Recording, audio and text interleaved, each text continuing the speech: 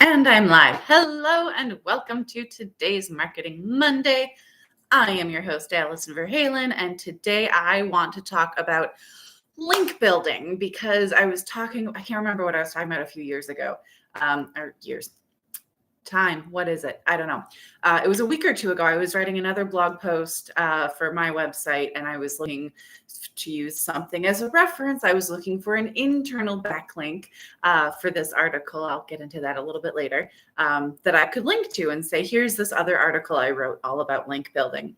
And as I was searching for it, I realized I have not written an article on link building tips on my blog, and I could not believe that I had done that I had left that gap on my own website. So I apologize for not getting to that sooner, but I'm remedying that now. So that blog will go live on my website tomorrow, 5/21/24, for those of you watching the replay. But for now, I'm going to get into it. What are backlinks? Why should we care? So a backlink is when when you're reading a website, right? You're reading something online, and there's, check out more here, or you can see this reference over here, and there's a link that takes you to another page on the internet. That is a backlink.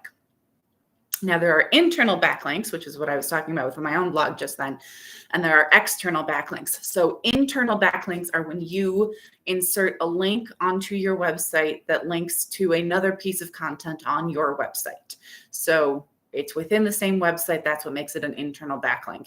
If you provide a link to a piece of content on another website, that is an external backlink.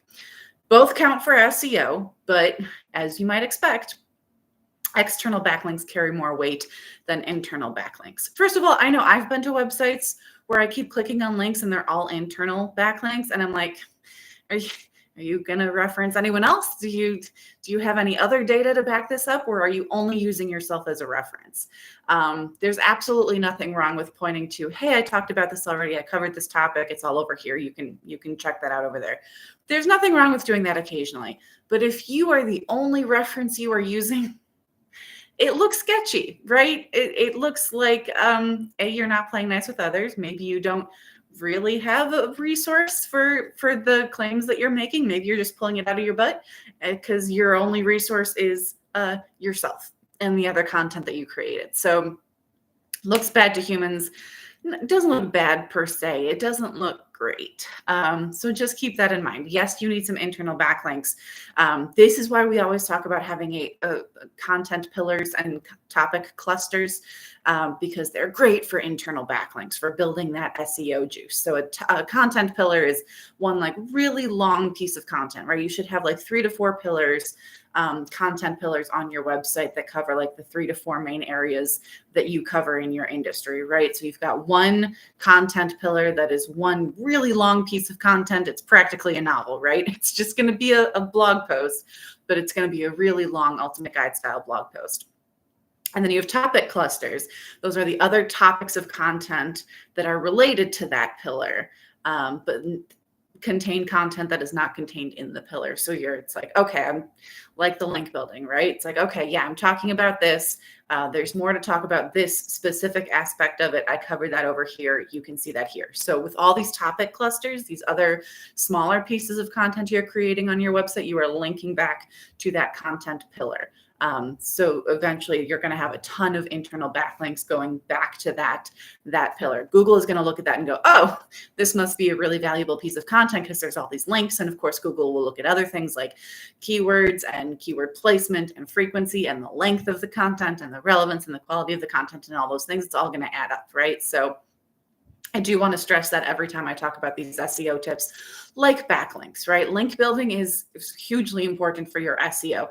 It is never the only thing that Google looks at, right? So you need the link building campaign with high quality content, with the keywords and the keyword placement and and the calls to action, right? You need all the different things. So keep that in mind. But again, right now we're just talking about backlinks because I don't have all day to talk. You don't have all day to watch me / listen to me talk about this, right? So we're just focusing on backlinks. So that's an internal versus external backlinks. It's a lot like high school. right? Google assumes that like hangs out with like. So if you are getting backlinks, it's not just enough to get any old backlink from any old website. It has to be a high quality website that Google actually likes. If you're just like high school, if you're hanging out with the cool kids, you must be cool. If you're hanging out with the troublemakers, you must be a troublemaker. Or if you're not causing trouble yet, you soon will, because that's who you're hanging out with. So Google has that same kind of mentality of, well, if this is a really nice, high quality website, they're using this website as a reference. This other website must also be really good and high quality, one of the cool kids, if you will, right? So absolutely make sure you are getting links from those high quality websites. How to get high quality websites, how to get those links. First and foremost, linkable assets. This is stuff that people are linking to. You can message someone and say, hey, could you give a link to my website? And they'll go, why? All important question, right? What's in it for me? Or in the case of a content creator or editor or website manager, what have you, whoever it is you're talking to, their big question is going to be, what's in it for my audience? Because they want to look good, and they look good to their audience by providing content that makes their lives better in some way. So if you don't have content that does that, no one has a reason to link to you. So have some linkable assets up there, including my very favorite, blog posts, endless resource of links and social media posts and all kinds of things. So absolutely have your blog posts. Original research, if you are not familiar with Andy Crestodina, his website Orbit Media, I refer to it all the time because he has original research. He reaches out to his audience, including me, right? He has thousands of followers at this point. Many of us work in content marketing, and he'll send us surveys to fill out about content marketing. And then he'll put that into a report that then goes up onto his website and says, this is what's working, this is what's not, this is what we're seeing, this is what people in the industry are saying, because that research only exists on his website. It does not exist anywhere else. So I will use that to say, hey, here's what you should be doing with your blogging strategy. And here's why, because the data's over here. I'm going to use him as a resource all the time because that makes me look better, because it shows that I have access to that information. I know where to go for that research. I know where to go for that data.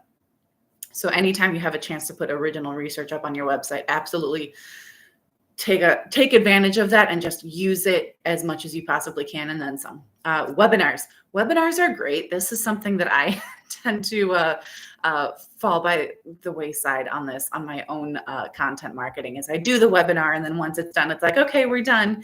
And I forget that I have the recording. It's live on YouTube. If you have not seen my webinars, you can absolutely check that out on my channel. They are going up every month. And I tend to just let them sit there, and I don't really do anything with them afterwards. But those are awesome, awesome linkable assets. Online courses, books, right? Workbooks. And there's a reason I say you should have a book for your business that talks about what you do and why, because that is an awesome, awesome linkable asset. Really positions you as an authority in your industry. Infographics are endlessly shareable. We love good images. We love good videos. So take advantage of that. Podcast. Everyone and their mom has a podcast these days. So have a podcast. Also get on other people's podcasts. You can guest on other people's podcasts and have that going. And then you can say, hey, this was published. I was, talking about this over on this podcast with these people. Here's the link. Go check it out. Great way to position you as an authority in your industry. Apps, tools, calculators that are unique to your business. Apps, those are great linkable assets because everyone is going to want to get a hold of that. Again, as long as it provides value, make sure it provides value, and then say, hey, here it is. Here's the link. Just click on this and you can go to this tool that will show you how to calculate XYZ, whatever it is. Awards are great linkable assets, PDFs, contests, reviews, and the all-important UGC stands for user-generated content. So when other people, this could be guest blog posts for your blog, this could be people talking about you on social media, anything that your users are saying about you is gold. And again, reviews, that's also user-generated content, but user-generated content is not always reviews. So always use those as much as possible. So how do we get backlinks? First of all, have those linkable assets. Make sure that there's something that people actually want to link to. First and foremost, be a podcast guest. This is great, not only to get people over to the podcast, but then they will usually, whoever hosts the podcast, will usually include a link to your website in their show notes. That's a backlink. Absolutely take advantage of that. Online forums are great. So not only can you put your link on there and people will follow that, but by engaging on online forums and having conversations with people, answering their questions, that is a great way to build yourself as an authority in your industry and build that credibility with people. And then they're going to go looking for that link to your website so they can find out more about you. So absolutely take advantage of those online forums, but use them correctly. Don't just like hop on and post your website and then leave, because that's not adding value. No one cares about that. Give them a reason to click through. Q&A sites, same thing. Answer a question, position yourself as an expert, then leave the link to your website. Events are a great opportunity to promote your website. Never underestimate the power of a good event to drive traffic to your website, especially if it's local. If it's a local in-person event, you can put it on local calendars. You can put it on Nextdoor. You can have a press release that goes to your local newspaper to talk up this event that you're hosting. You can get all over the place locally, which is great for local SEO, which again is another topic entirely. But that can be, if used correctly, really powerful for your SEO. Social media. I mean, social media sites already have a ton of credibility with Google. So many times people will search themselves and their LinkedIn shows up before their website. That's because LinkedIn has a lot of power with Google. Same with, Facebook and Instagram and all of the things. So use that. When used properly, it can, in conjunction with your SEO, you got to have your SEO team people and your social media people make sure they're talking to each other, because they can create campaigns that work together really well, where your social media boosts your SEO and vice versa. So absolutely take advantage of SEO. Have a strategy. Don't just post once in a while. Don't post and ghost, as people say, right? Where they put up a post and then they leave. Engage, see what other people are talking about. And again, answer their questions, because people are asking questions on social media all the time. Take advantage of it. Just ask. That's the easiest way to get what you want. Just ask nicely. But again, when you do ask, make sure that you have a linkable asset. You have a reason for them to use that link. One of my favorite tools for this is a tool called Check My Links. It is a Google Chrome browser and that page for broken links. So if it finds something, you can then reach out to the editor and say, hey, I noticed you have this broken link on your website. I just happen to have this article that I just published on that very same topic. So maybe you want to replace the broken link with a link to my website. Thanks. All you have to do. You are solving a problem for them. You've got the linkable asset. You have a specific linkable asset. Don't just tell people to look through my blog and see what interests them to link to. Don't ever do that. Make it super specific. Tell them where they go. Tell them where the link is. Tell them why they should care. And give to get, right? The good old reciprocity. You scratch my back, I scratch yours. You give me a backlink, I give you a backlink. Absolutely. And Google takes note of this too. Google sees when you are providing backlinks to other websites, so that the giving of the backlinks also boosts your SEO. Again, assuming it's relevant. Don't have some random content partnership with someone who's a major influencer in an industry that has nothing to do with what you do. Make sure it's relevant, and again, providing value to your audience. Like I said, I reference Andy Crestodina all the time because he's got that original research. It is relevant to what I'm talking about. It is relevant to the industry. And it's something that my target audience is interested in. So absolutely take advantage of that. You do want to make sure when you do that you have the little the tag in that link that opens up another browser instead of just closing out your site, because you do want to keep that tab open with your website so you're not driving traffic away from your website. That is a big thing that people worry about with backlinks, is that they are driving traffic away from their website. And of course, no one wants to do that. So don't do that. How to find opportunities for backlinks. Niche forums and social networks. Look up your keyword followed by the word community. Look up keyword followed by the word forum. Keyword followed by the word answers, because again, people are always asking questions. So get on there. Go to where they are already asking questions about your industry. answer those questions, and then get a backlink out of it. Professional associations, right? If you're, insurance, for example, insurance associations, insurance associated, insurance of America, right? Look for those kinds of titles. And then they usually have a directory on their website that they can then use you can create a profile for your business in that directory that then has a link back to your website. So take advantage of that. And then find resources, keyword followed by the word roundup, keyword followed by the word resource.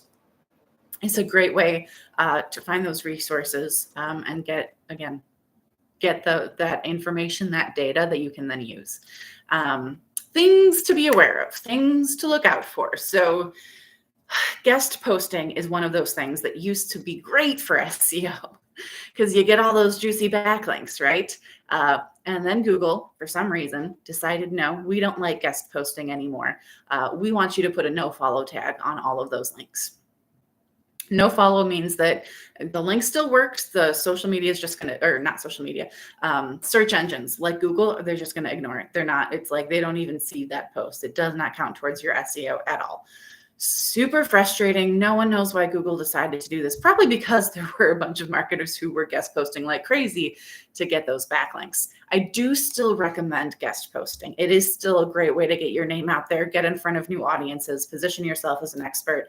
And again, that link is still going to work. If you get in front of that new audience and you say something really compelling, give them a link to your website so they can go, oh, I want to know more. I'm going to click on this, and then they're going to find their way over to your website to get more information. So you should still be guest posting. Just know that that's not the SEO hole-in-one that it used to be.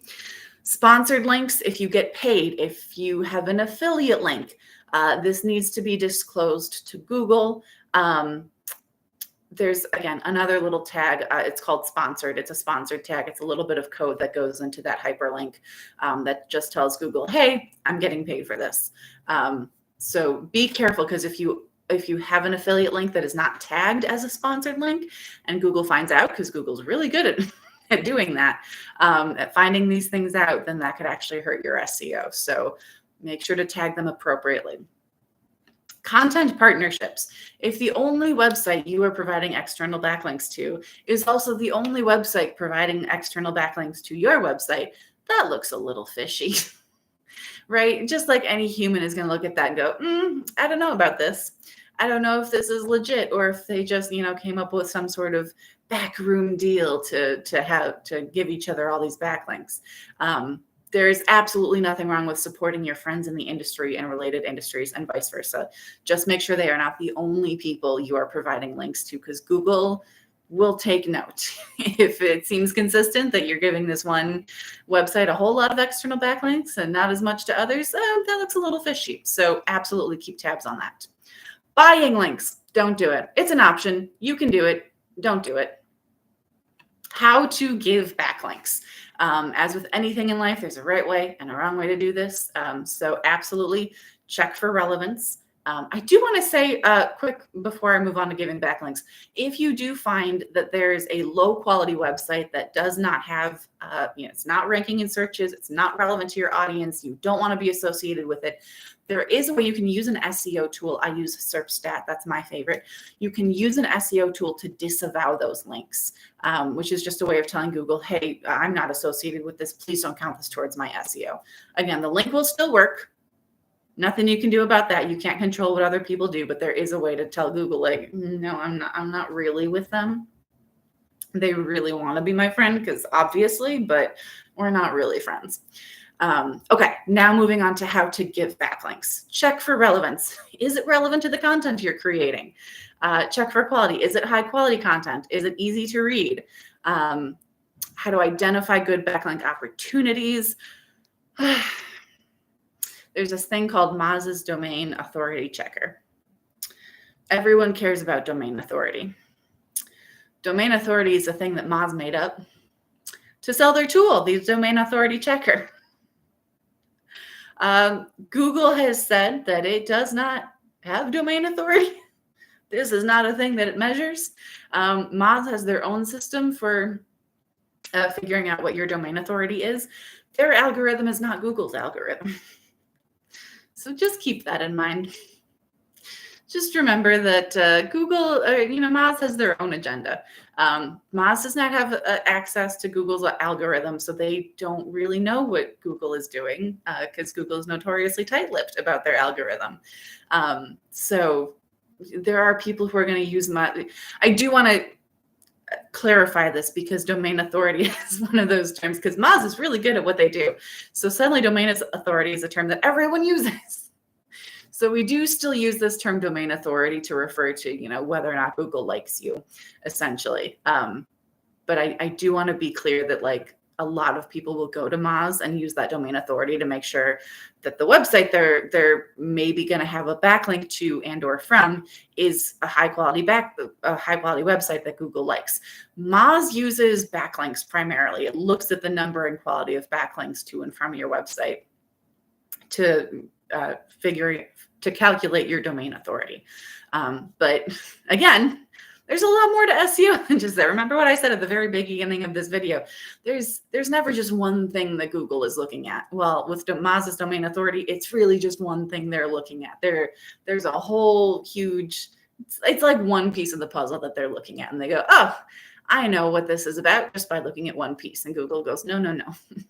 That's just one piece. The whole picture is over here. So that's what that is. If you hear people talking about it, that's why. But just take that with a huge grain of salt. What you want to look for instead is the target keywords. Are they relevant? Do the target keywords appear in the title, in the URL of the piece? Do they appear in the body text, but not too many times, because that's keyword stuffing. We've talked about that. Don't do that. Page type, does it make sense? If it's an informational keyword, like how to do XYZ, right? Why you should care about 3 reasons for such and such, right? That's a blog post. If the keyword is instead leading to a page type, like a sales page, that's not valuable unless you're trying to sell that thing, right? I would include that. Like I do that with SERPstat all the time. You need an SEO tool, go over to SERPstat because that's the tool that I use. That's the one I recommend. Absolutely, that makes sense. But if I'm talking about like, what are keywords? Why should you care about keywords? How do you use keywords correctly? That's a different piece of content that I'm going to lead them to. I don't want to lead them to a sales page. I'm going to lead them to a blog post about it, or my webinar on keyword research, right? To make sure that the content you're leading to makes sense for the keyword you're targeting. Is it a competitor? I have mixed feelings on this. So the general recommendation is you do not want to send traffic to your competitor's website. But I come from a world of, there are people who do what I do. There are people who do things that are similar to what I do. I don't always feel threatened by other writers, other content marketers. I actually love collaborating with them. And I tend to link back and forth to their content all the time. So if you don't feel threatened by, sending them a link, absolutely go ahead and send them a link, even if they do exactly what you do. Is the text human generated? Right. So here we get into the elephant in the room, AI. First of all, I do want to say personally, I don't think content needs to be 100% human created in order to be valuable. You can absolutely play around with things like ChatGPT and Gemini and Bard and whatever to get the content, to try and organize your thoughts. There does need to be, it should absolutely not be 100% AI created either. There can be some balance there. But at the very least, it needs to be fact-checked, edited, make sure it's in line with your brand, all that good stuff. So keep that in mind. Fact-check them. Google has said it does not prioritize AI content, but then again, we've got Bard, we've got Gemini, we've got all these things, these AI text generating tools that Google is creating. So they're kind of, talking out of both sides of their mouth there. So take it with a huge grain of salt, because I don't 100% trust really anything they say, but especially when they're saying one thing and doing another. It's like, But again, it has to be unique. Content has to be unique in order to be valuable and in order to be SEO friendly. So make sure that it's SEO friendly and it has a perspective. AI does not have a perspective. It just tells you what you think, what it thinks you want to hear, essentially. So have that human perspective. That's what's going to position you as an authority in your industry, and that's what's going to make people go, oh, you should check out what this person said over there, because it's really interesting. It's not something you'll find everywhere else, right? Because it's specific to their perspective. Does the blog have recent blog posts? I do this all the time. I always check out new websites, and if I see a blog page, of course I'm going to go visit it. Love seeing a whole bunch of content on there. I was visiting a blog recently on a website for someone I was networking with, and I saw their blog and I was like, oh, they have all these posts. Oh, the last time that a post was published was 3 years ago. Oh, that's disappointing. So make sure the blog has recent posts and that they are publishing consistently. Are the grammar and spelling correct? This is more of an effect than you might think. Yes, we all make mistakes. Yes, I know I have grammar and spelling mistakes on my website. It's the occasional grammar spelling mistake. B, I have had people reach out to me and say, hey, you have this typo over here, and I will absolutely go in and fix it because I want that to be fixed. I care about appearing professional, and if you don't have the right, if you have those mistakes on there, you don't look professional. So keep that in mind. Are web design and images high quality? Now, of course, this is not my forte. I don't do images. I don't do web design. That is not to say that they don't matter. They absolutely do. There's a reason that I network with people who do web design and images and all that good stuff, because we are visual creatures. It matters. And if people can't find their way to your website, if they get on there and the imagery, the design pushes them away and makes them go, ugh, I don't want to spend any more time here, then it doesn't matter what content you wrote, because no one's going to look at it. So make sure that the web design and the images of the websites you're linking to or considering linking to or considering getting backlinks from, make sure those are high quality, easy to use, easy to navigate, all that good stuff. Okay. Oh, that's a lot. I am finally done for today. So if you have any questions, please reach out to me. You can reach me as always. My website is info@AV Writing Services, as in my initials, Allison Verhalen. So that is AV Writing Services. And you can reach me directly by shooting me an email at info@avwritingservices.com. That's it. Have a great week and happy blogging, everyone.